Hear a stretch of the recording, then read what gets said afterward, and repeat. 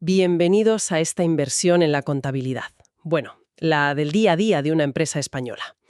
Hoy vamos a explorar juntos unos documentos que parecen venir de la Escuela de Asesores. Tocan temas clave: retenciones, nóminas y también la gestión de préstamos y créditos. Efectivamente. Son operaciones que, bueno, cualquier pyme realiza constantemente y que tienen un impacto directo, pues, en su caja, sus impuestos y en la imagen que proyecta su contabilidad, claro. Las fuentes que manejamos, la verdad, se enfocan mucho en la aplicación práctica, ¿sabes? En cómo se reflejan estas operaciones usando el Plan General Contable para pymes. Nuestra misión hoy es, desentrañar estos procesos. Queremos entender no solo los asientos contables, que a veces son un poco áridos, sino el porqué detrás de ellos. ¿Qué significan realmente para la empresa? Empecemos, si te parece, por las retenciones, que aparecen, por todas partes. ¿Qué son, en esencia? Pues, a ver, imagina que son un adelanto de impuestos. Es la forma más sencilla de verlo. La definición técnica es cantidades descontadas al contribuyente por el pagador para ingresarlas en la administración tributaria como anticipo. O sea, en lugar de esperar a la declaración anual, Hacienda se asegura de ir cobrando una parte a lo largo del año. Y lo hace a través de quien paga ciertas rentas, ¿entiendes? Vale, un sistema de pago a cuenta como un goteo de impuestos. ¿Y qué tipos de rentas suelen llevar retención según estos papeles que tenemos? Pues mira, los más comunes que se detallan son 4 fundamentalmente. Los sueldos de los trabajadores, lo que se llama rendimientos del trabajo.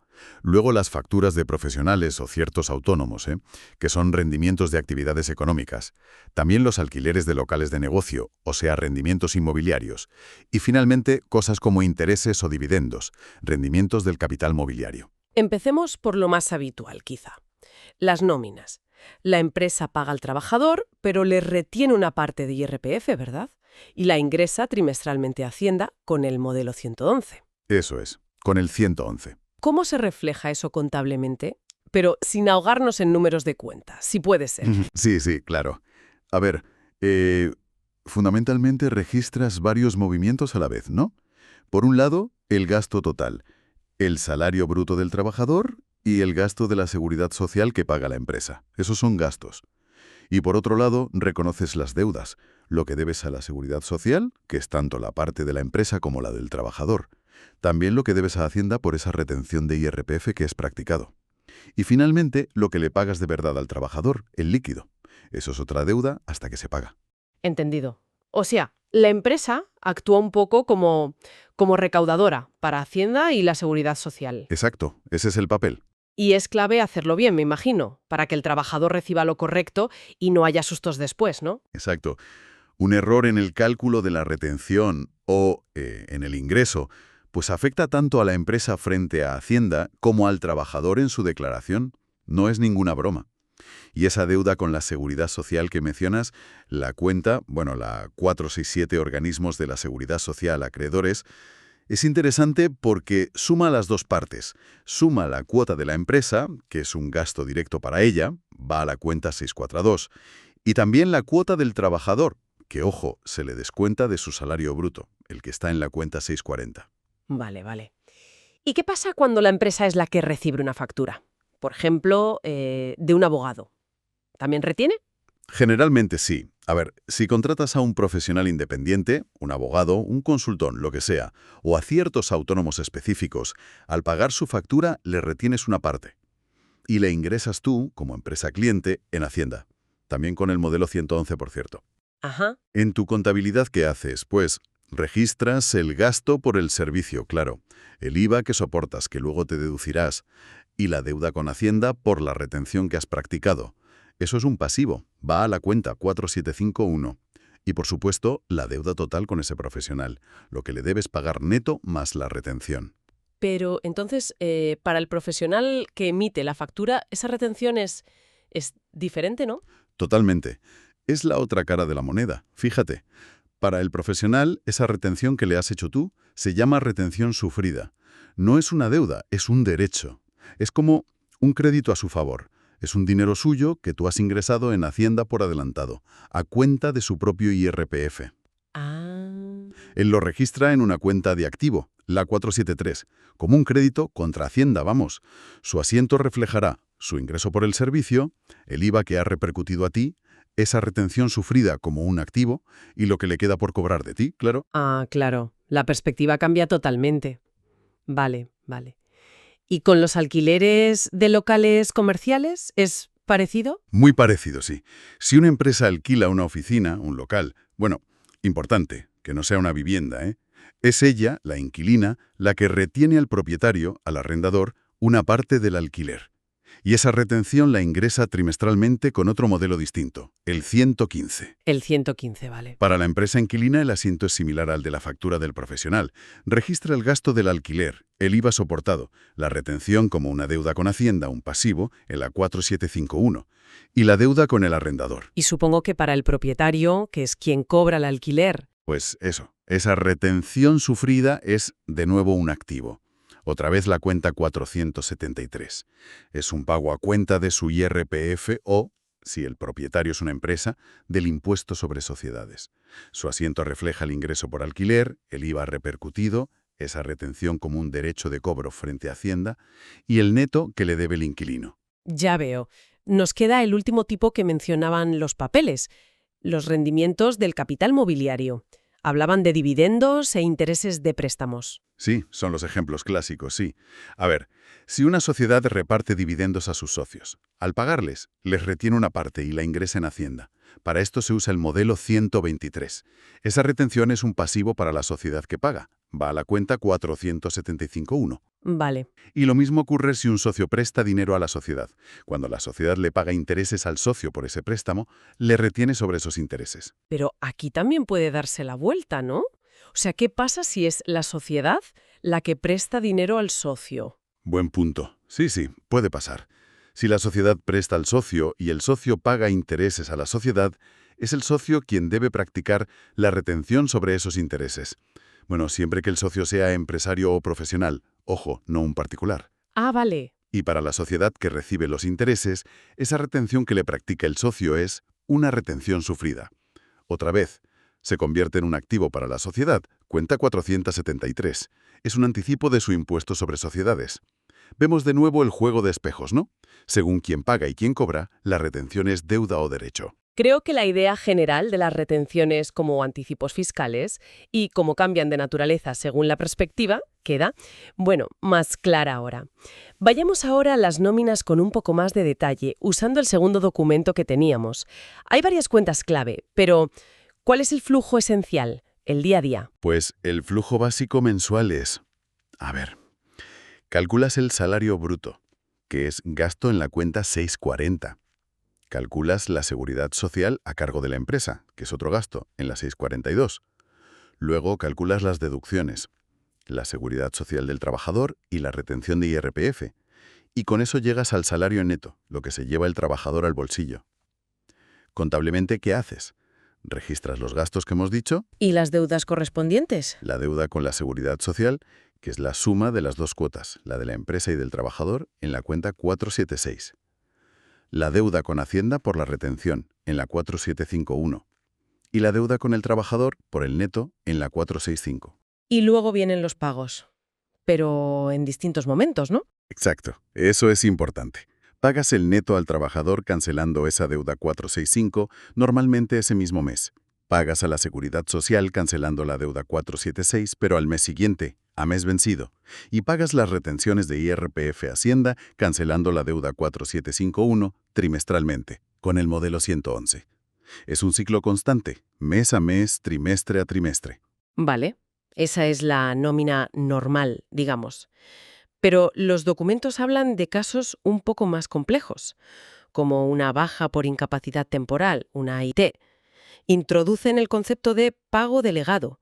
¿Qué significa eso exactamente? Significa que, a partir de cierto día de baja, el ejemplo menciona el día 16, en enfermedad común, la empresa sigue pagando una parte de la prestación al trabajador.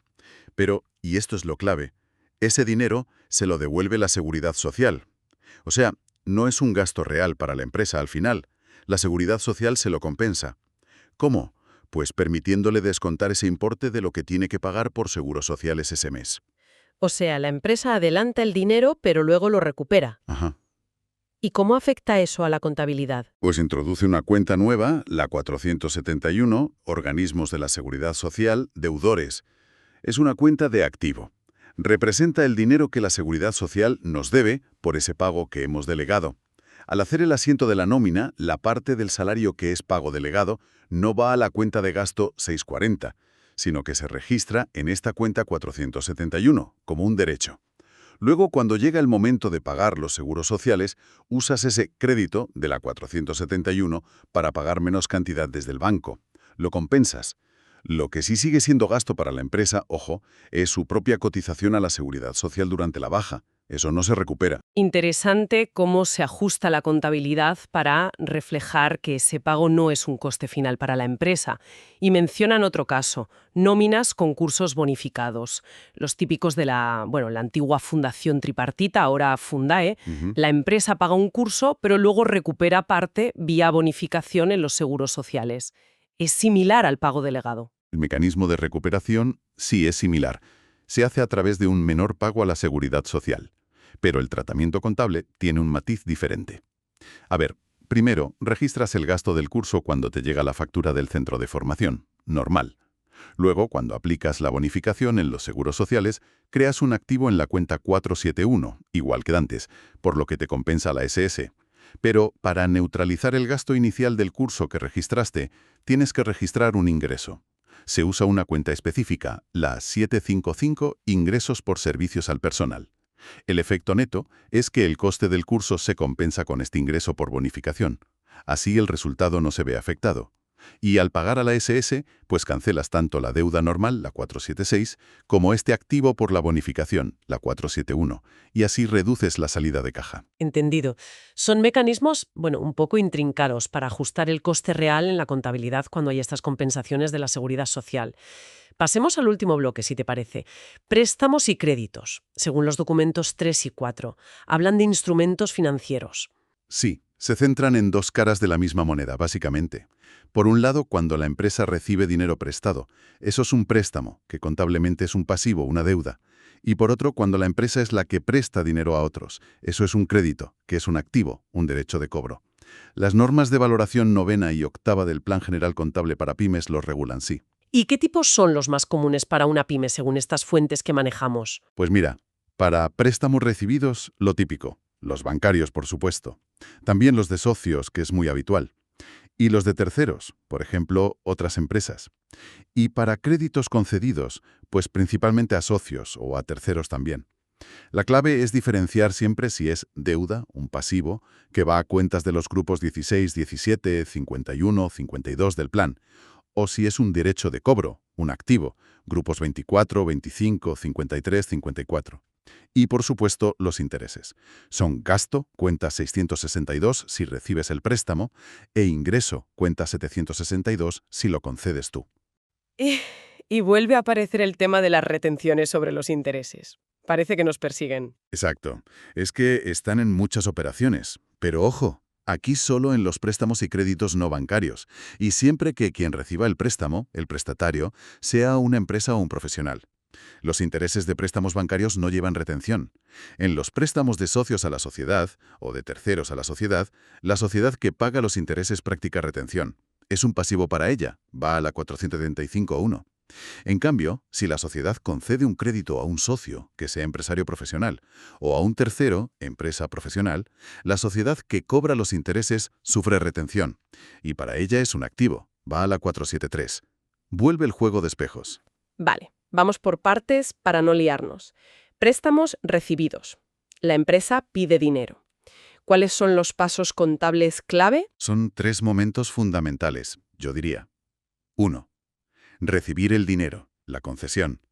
Entra dinero en el banco y registras la deuda. Y aquí es importante separar lo que vence a corto plazo en menos de un año. ¿De lo que vence a largo plazo?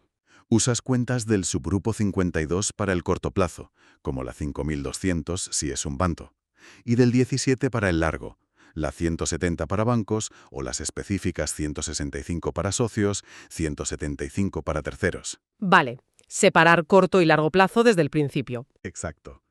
2. Pagar las cuotas. Sale dinero del banco. Una parte de esa cuota reduce la deuda a corto plazo que tenías registrada. Y otra parte es el gasto por intereses, que va a la cuenta 662.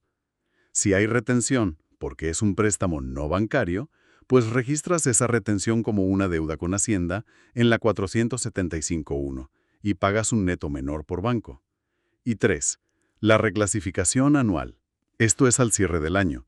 Tienes que mirar la deuda que tienes a largo plazo, y la parte que vaya a vencer durante el año siguiente la tienes que pasar a corto plazo. Es un traspaso entre cuentas. Has dicho que esa reclasificación es crucial. ¿Por qué es tan importante? Pues porque si no lo haces, el balance no está bien, no muestra la imagen fiel de las deudas que tienes que afrontar en el próximo año. Afecta directamente a los ratios de liquidez, de solvencia, vamos, a las métricas que miran los bancos si pides más financiación o posibles inversores. Es como pasar la deuda del cajón del largo plazo al cajón de corto plazo para que se vea claramente lo que vence pronto. Es transparencia financiera. Los documentos que tenemos dan ejemplos detallados con una empresa que llaman Productivas SL, que ayudan a verlo. Entendido. No es solo un apunte contable, vamos, afecta a cómo se percibe la salud financiera de la empresa desde fuera. Ahora, la otra cara. Créditos concedidos. La empresa presta dinero. Los pasos son un espejo de los anteriores. Totalmente simétricos, sí. Es el mismo proceso, pero al revés. 1. Entregar el dinero, la concesión. Ahora sale dinero del banco y registras el derecho de cobro, el activo. Separando también corto plazo, subgrupo 54 o 53, y largo plazo, subgrupo 25 o 24. 2. Cobrar las cuotas. Ahora entra dinero en el banco. Una parte cancela el derecho de cobro a corto plazo que tenías registrado y otra parte es el ingreso por intereses que va a la cuenta 762. Si hay retención sufrida, porque te la practica el prestatario que es empresa o profesional, la registras como un activo en la 473 y recibes un neto menor en el banco. Y 3. La reclasificación anual. Igual que antes, pero con el activo. Al cierre del año pasas a corto plazo la parte del crédito a largo plazo que vas a cobrar durante el año siguiente. Y aquí la retención sufrida, la de la cuenta 473, es un activo, o sea, un adelanto del impuesto sobre sociedades de la propia empresa. Exacto. Es un dinero que Hacienda ya tiene tuyo porque tu deudor lo ingresó en tu nombre al pagarte los intereses. Es un derecho que usarás al hacer tu declaración del impuesto sobre sociedades para pagar menos. El documento 4 que tenemos ilustra esto con un ejemplo de un crédito a un socio. Bien, creo que hemos cubierto bastante terreno, ¿eh? Hemos visto las retenciones como anticipos fiscales con esa doble perspectiva de deuda o derecho. La mecánica de las nóminas, incluyendo casos especiales como la incapacidad temporal y las bonificaciones. Y la gestión contable de préstamos y créditos tanto recibidos como concedidos con sus intereses, retenciones y reclasificaciones. ¿Qué hilo conductor vemos en todo esto? ¿Qué une a todas estas operaciones? Pues yo diría que el hilo conductor es la necesidad de un registro preciso y constante, muy meticuloso. Cada operación, ya sea pagar una nómina, una factura, un alquiler o recibir o conceder un préstamo, tiene implicaciones fiscales, retenciones, IVA y financieras, gastos, ingresos, deudas, derechos de cobro. Y todo eso debe reflejarse correctamente y en el momento adecuado, no vale hacerlo de cualquier manera. La contabilidad no es solo cumplir con Hacienda, ¿sabes? Es tener información fiable para gestionar el negocio día a día. Y eso me lleva a la reflexión final que, de alguna manera, proponen las fuentes.